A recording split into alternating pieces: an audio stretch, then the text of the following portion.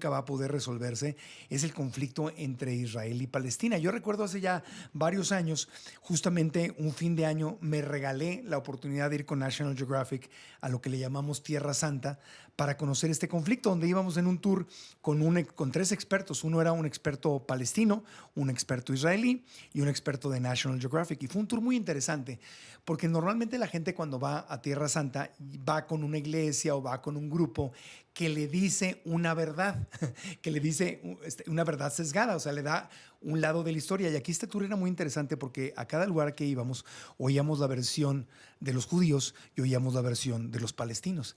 Y eran diametralmente opuestas, eran 2 verdades completamente distintas. Pero lo más interesante es que los guías del tour eran amigos, pensaban completamente diferente y eran amigos.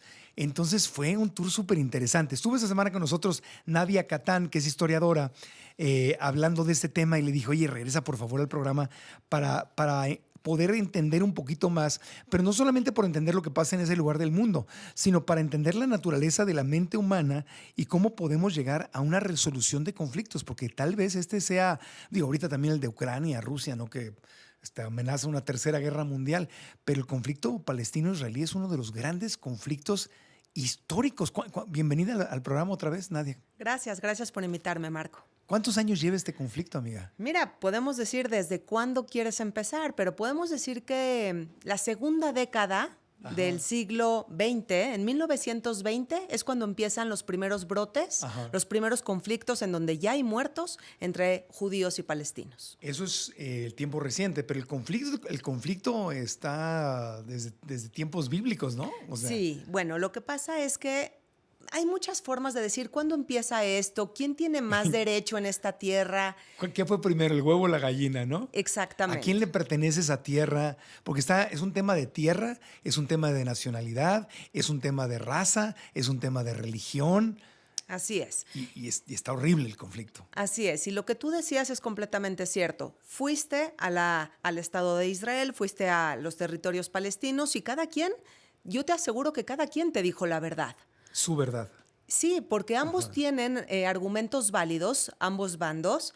Y bueno, si nos vamos al inicio, si decimos, a ver, ¿quién estaba ahí primero? Ahí la respuesta es los judíos. ¿Por qué? Porque si nos vamos a la Biblia cristiana, que es la Torá, o al Antiguo Testamento, entonces tenemos la narrativa que Abraham tuvo a Isaac, Isaac tuvo ahí a Jacobo y Jacobo tuvo 12 hijos que formaron las 12 tribus de Israel. Ahí se asentaron y ahí formaron lo que va a ser el reino de Judea. Por ejemplo, si decimos que Jesús, ¿en dónde nació? Jesús nació en Palestina. En Judea. Sí, en Judea, que es Palestina. Exactamente. O sea, Palestina se llamó después. Lo que es ahora Palestina. Lo que es ahora Palestina. O sea, si tú vas a Belén y quieres conocer dónde nació Cristo, vas a estar del lado palestino. Exactamente. En el sur. Pero en ese momento es un anacronismo decir que Jesús nació en Palestina. Porque no existía Palestina. Porque no existía Palestina. Claro. Era Judea. Claro, pero eran árabes. Había judíos árabes. En ese momento. Y árabes no judíos. En ese momento había gente de la región que eran judíos, cristianos pues todavía no, porque era una religión que todavía no nacía. El Islam tampoco todavía no nacía. No. Entonces, la mayor parte de la población eran politeístas romanos. La situación es que, ¿quién estaba ahí entonces? Los judíos. De hecho, antes de Jesús, 1000 años antes de la era cristiana, estaba ahí David, el rey David, que proclamó a Jerusalén como la capital del reino de Israel, y luego su hijo va a construir el templo de Jerusalén. El primer templo. El primer templo. Porque el muro de los lamentos que existe es el muro del segundo templo destruido. O sea, hubo 2 templos y 2 destrucciones del templo, sí. Exactamente. Entonces, estamos hablando 1000 años antes de la era cristiana. Si tú me dices, oye, Nadia, pero yo no quiero tomar en cuenta el Antiguo Testamento porque soy ateo, no, para mí no tiene ningún valor. Ok, nos vamos a la arqueología y ahí podemos encontrar mucho documento arqueológico que nos da fe de la existencia del templo y, bueno, pues 1000 años antes de Cristo. Ahí vamos bien. Entonces, si vamos por antigüedad, le correspondería al pueblo israelí. Sin embargo, hubo un montón de guerras. O sea, como en todas partes. Es como si dijéramos que Guatemala le pertenece a México porque Guatemala fue México. Y los guatemaltecos dirían, pues, agarra tu historia y hazte un taquito con ella, Claro. porque Guatemala no es México, ¿no? O sea, Claro, claro. Y ahí es donde empieza el gran conflicto. Ahí empieza el lío porque en el año 135, después de la era cristiana, el emperador Adriano corrió a los judíos de Palestina. Bueno, corrió a los judíos de Judea. Porque los judíos estaban muy rebeldes en ese momento, queriendo buscar una independencia política. Obviamente no lo lograron, porque entre judíos y el Imperio Romano, pues obviamente gana el Imperio Romano. Y entonces los corre, en lo que se va a conocer como la Gran Diáspora. Y para desarraigar al pueblo judío de Judea, que era su tierra, le llama a esta tierra Filistea, en nombre de los filisteos, que fueron los enemigos acérrimos del pueblo judío durante mucho tiempo. Entonces, ya traducido al latín y demás, esta tierra va a pasar como Palestina. Filistea, Palestina viene de Filistea. Y pasa el tiempo y los judíos se establecen en Europa Oriental, en diferentes partes de Europa. Viene una Edad Media llena de antisemitismo, muy complicada para el pueblo judío. Y en esa época es cuando el Islam surge en el siglo VII y crece, surge en la península arábiga y crece en cuestión territorio hasta llegar a esta tierra que ya se llama Palestina. Y entonces los árabes llegan a Palestina, se construye el santuario de la cúpula dorada que hoy conocemos, que es tan emblemático de mezquita. Jerusalén. Ajá. Así es, la Donde, mezquita de teoría, Al-Aqsa. según el Corán, de ahí ascendió Mahoma a los cielos. Exactamente. Así como el catolicismo, la Virgen asciende al cielo, la creencia en el Corán es que Dios toma a Mahoma y se lo lleva al cielo. Y se lo lleva al cielo, Y exactamente. nunca muere, o sea, como la Virgen. Igual que en el catolicismo, es la misma historia. Así es, entonces ya se convierte en una tierra sagrada para el Islam. No la primera tierra, la segunda, porque primero es la Meca, luego es Medina y luego viene, en tercer lugar viene Jerusalén. Ya. Entonces, pues ahí ya tenemos una tierra con mayoría musulmana. Ya. Y sigue. Y sigue el conflicto. Entonces, ha ido y venido. Es como Texas, ¿no? Que para traerlo a nuestra región, ¿no? Texas fue México, pero no es México. Entonces, ¿de quién es Texas? O California, o Guatemala, etcétera, etcétera. Se va complicando mucho la historia. No podemos entender el conflicto Palestina-Israel si no entendemos el antisemitismo. Que ese es otro tema. El antisemitismo, corrígeme si estoy mal, o sea, como lo hablamos la vez pasada, nace cuando Constantino, el emperador romano, el César romano, quiere unificar a Roma y dice, ya no voy a perseguir a los cristianos, voy a apropiarme de la religión cristiana, la voy a imponer y ahora los judíos son mis enemigos, ¿no? Y entonces yo me lavo las manos, que es lo mismo que vemos en misa, cuando el sacerdote se lava las manos, que era Roma, ¿cuál era se me fue. César. ¿Eh? César, Poncio Pilato. No, el rey local ahí, el que manda a crucificar a Cristo, pero dice que se lava las manos. Poncio Pilatos, gracias. Poncio Pilato. Sí, Poncio Pilatos, gracias. Entonces se lava las manos, porque ustedes, los judíos, ustedes lo están crucificando. Que hay muchas dudas de que eso hubiera sucedido realmente. No, pero ahí empieza el antisemitismo. Claro. Es donde Roma dice, yo no, o sea, porque era lógico, yo voy a adoptar la religión cristiana, yo tengo que decir que yo no lo hice. Fueron los judíos y señala al pueblo judío como el culpable. Y ese es el origen del antisemitismo, ¿no? Así es. Y de eso, pues, va a salir tantas masacres, tantas expulsiones, bulas papales también. Por ejemplo, en algún momento los judíos tenían que portar alguna prenda distintiva para distinguirse del resto de la población. En otras ocasiones fueron, como lo mencionamos la clase pasada, fueron acusados de la peste bubónica, que envenenaban los pozos de agua. Sí. En otra ocasión los obligaron a llevar sombreros puntiagudos y luego a los judíos los acusaban que tenían cuernos, que tenían cola y cuernos como de diablo. Sí, volvemos después de una pausita, está súper interesante. Conflicto palestino-israelí con Nadia Kattan, historiadora, tratando de entender un poquito más este tema tan complejo porque obviamente los dos lados, los palestinos y los judíos, los dos tienen puntos. Y a mí lo que me quedó claro en aquel viaje es que ambos lados, fíjate, hubo una cena, quizá la cena que más me ha impactado en mi vida. Iban dos papás. Uno de ellos era judío y a su hija la habían matado en un ataque terrorista, los palestinos. no sé si fue Hamas o algún grupo terrorista, ¿no? Pero él era un ex soldado israelí que había tenido una niña y su niña murió en un centro comercial, tiraron una bomba y él vio a su hija volar en 1000 pedazos. Y el otro papá era palestino y el ejército israelí se metió a Palestina y empezaron, ya es que entran y de repente disparan así abiertamente a los que están por ahí y la niña corriendo, huyendo del ejército, le dieron un balazo y él la vio morir. Los dos juntos con las fotos de sus hijas, diciendo en la cena, tenemos todas las razones y los motivos para odiarnos, pero sabemos que si nos seguimos odiando, más hijas como las nuestras van a morir. Claro. Decidimos abrazarnos y ser activistas por la paz y la resolución de este conflicto, aunque los dos tenemos una hija muerta, asesinada en forma cobarde e injusta, y podríamos odiarnos. Y decidimos unirnos para honrar el amor que les tenemos. ¡Wow! Qué mayor ejemplo que ese. Sí. Y si ellos, que tienen hijos, hijas muertas, lo pudieron hacer, ¿cómo puede ser que líderes no han podido hacerlo? Claro. Porque aquí, Marco, tenemos dos enemigos muy importantes. Me voy a regresar tantito al antisemitismo que estábamos hablando de la Edad Media.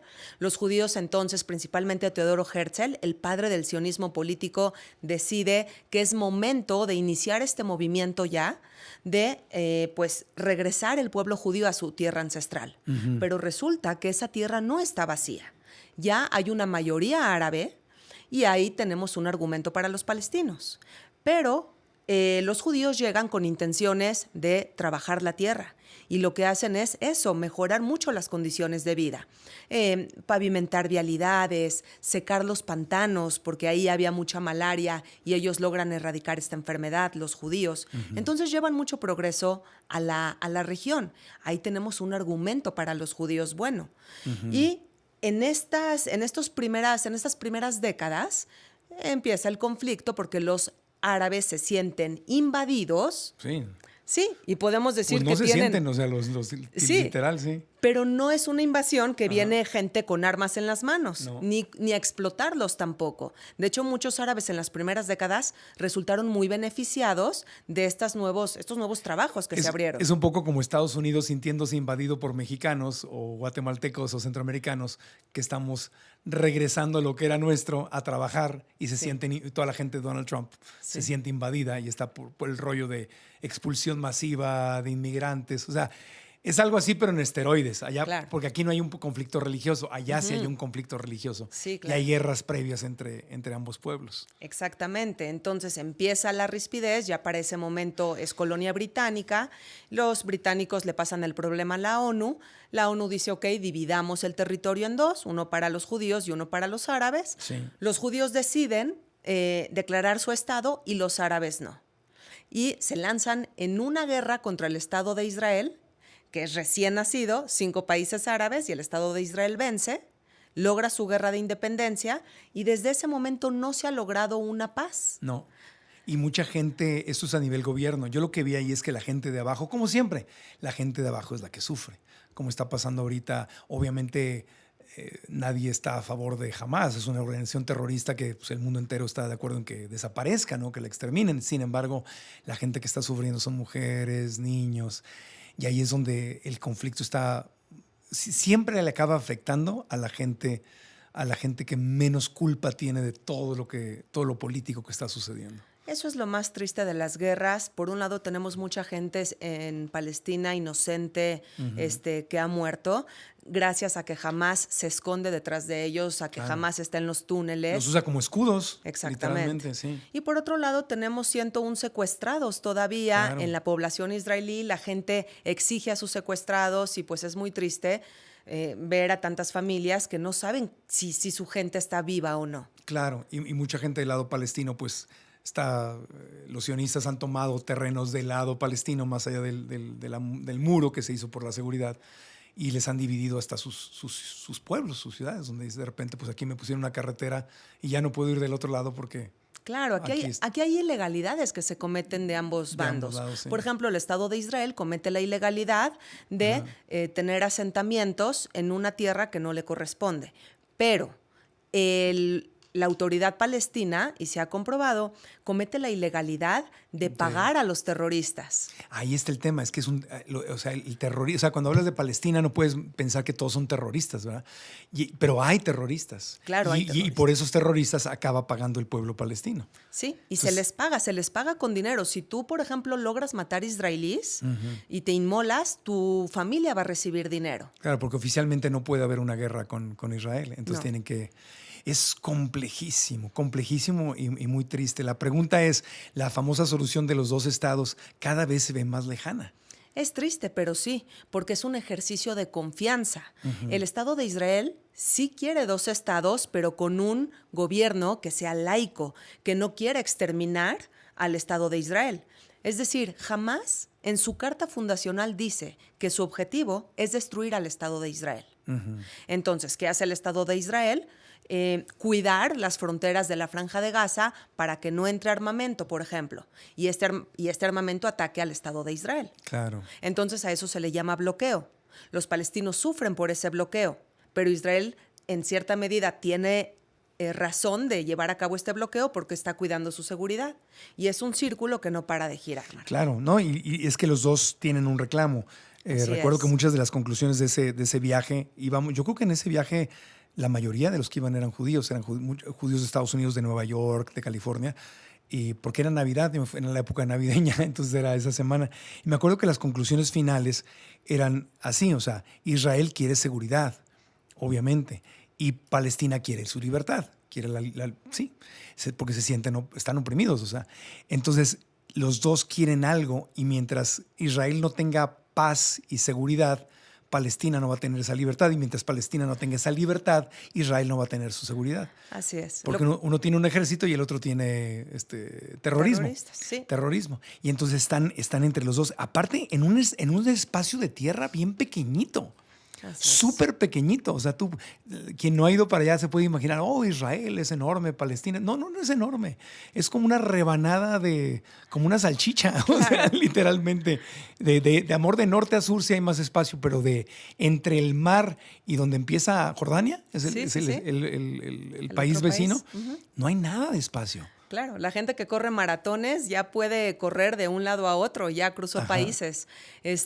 Mira, los palestinos tienen todo el derecho de vivir libres, autónomos, etcétera, solamente que lo tienen que hacer con un gobierno que no quiera destruir a su país vecino. Pero el pueblo no controla el gobierno y ahí es donde la gente de abajo acaba sufriendo. Exactamente. Entonces, yo sé que no lo tuyo es ser historiadora, no pronóstico, ni eres mago, ni nada. Pero tú, como historiadora, ¿le ves una solución a este conflicto? ¿Que no sea el que uno se extermine al otro? Mira, el 7 de octubre marcó un parteaguas y tal vez ya vengan cambios importantes. En la Franja de Gaza ya no gobierna jamás. Eso es bueno. ¿Quién va a gobernar ahora? No lo sabemos. Y por otro lado, pues está Hezbollah en el norte, que sigue atacando al Estado de Israel y que ahora el ejército israelí ya entró en Líbano. Y otra vez vamos a tener muertes de civiles libaneses. Y empieza a escalar el problema. Exactamente. Se empieza a repetir la historia y se empiezan a meter los otros países árabes. Así es. Por eso yo quiero invitar a tu audiencia, Marco, a los cursos y a tu audiencia en particular a que tengan una clase muestra de todo esto. Hagámoslo porque el tema ustedes dicen, bueno, nosotros estamos acá en México, o en Guatemala, o en la gente que nos ve en línea, en Ecuador, ¿a nosotros qué nos importa? No, sí nos importa mucho, porque esto es simplemente la naturaleza humana. Y entre todos los países hay problemas. Lo estamos viendo ahorita entre Ucrania y Rusia, ¿no? Claro. Que hay una amenaza ahí de tercera guerra mundial, ¿no? Y los conflictos existen entre países y países. Lo estamos viendo entre México, en el tema de inmigración de México, Estados Unidos. Bueno, México, El Salvador y Guatemala, con los inmigrantes, básicamente son los tres países que más inmigrantes trabajadores tienen en Estados Unidos. Estamos viviendo de una u otra forma problemas similares. Sí. Y tenemos que aprender a entender. La historia nos ayuda a entender los errores para no repetirlos. De eso se trata la historia. Si nada más vemos del presente para el futuro, entonces no hemos aprendido nada. ¿De qué sirve todo lo que hemos vivido como humanidad? Sí, el antisemitismo, o sea, la discriminación por raza o por religión, que se ha repetido en muchas ocasiones, pero obviamente el Holocausto ha sido el más grande de la historia de la humanidad, es un gravísimo error. Sí. Y si no lo entendemos, o sea, uno dice, no, es que ya un Hitler ya no puede existir. No, sí puede.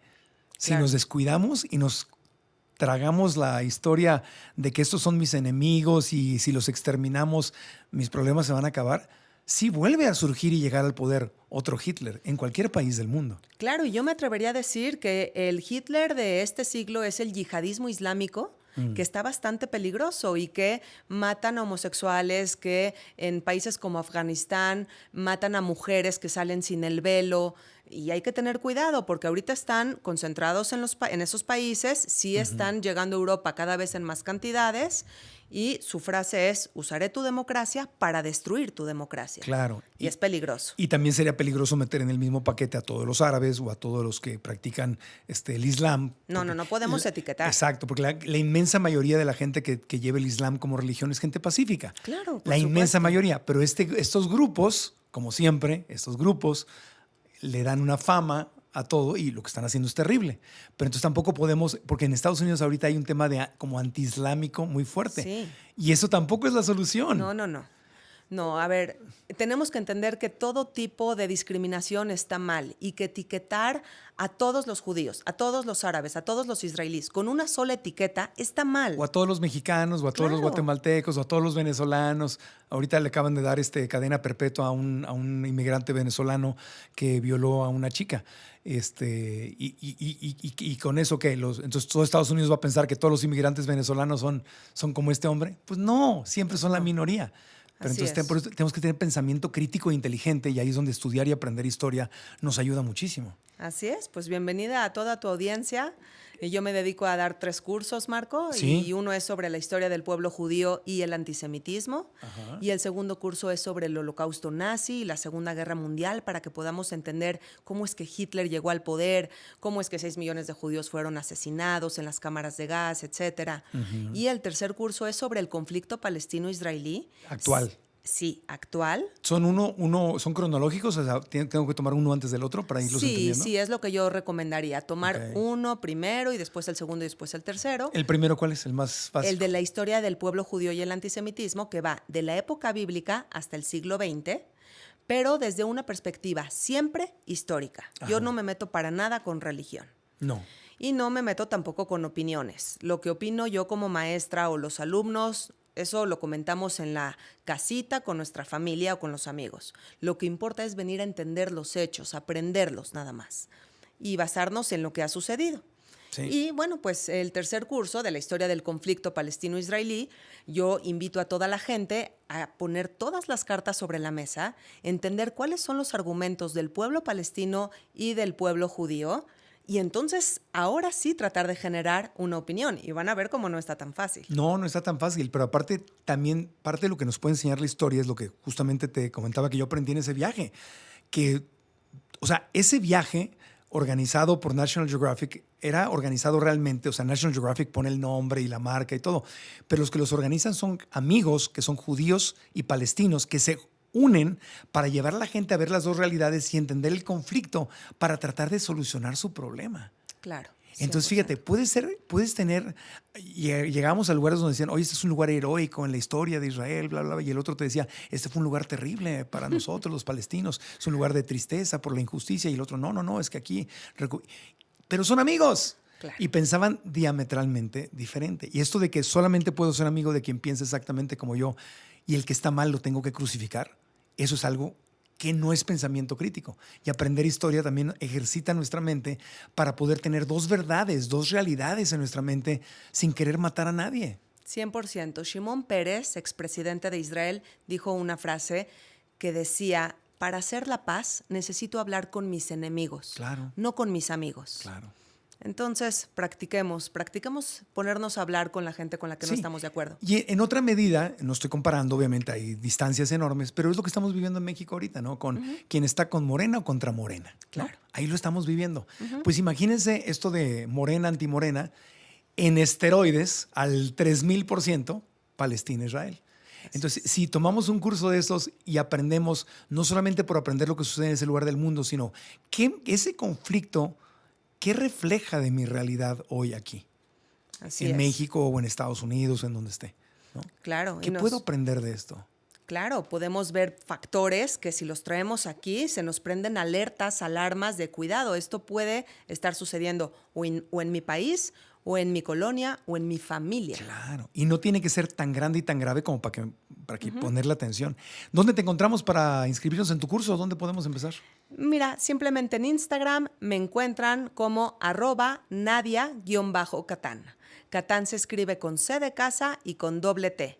@Nadia_Catán. Ahí me encuentran, me mandan un mensajito y yo con muchísimo gusto les voy a mandar una clase muestra. Gracias, Nadia. Me da mucho gusto que regreses y espero que vuelvas pronto para seguir platicando sobre esto. Claro que sí, gracias, Marco. Gracias. Yo voy a tomar esos cursos. Yo los voy a tomar. Bueno, pues gracias. Se nos acaba el tiempo. Se quedan con Enrique Acevedo en Grupo Fórmula. Soy Marco Antonio Regil. Mañana tendremos otro excelente programa. No se lo pierdan a partir de las 10 de la mañana en Telefórmula, Radio Fórmula y canal de YouTube de Grupo Fórmula. A mí me encuentran como Marco Antonio Regil en todas las redes sociales y quedémonos con esta reflexión del día de hoy. Quedémonos con esa reflexión.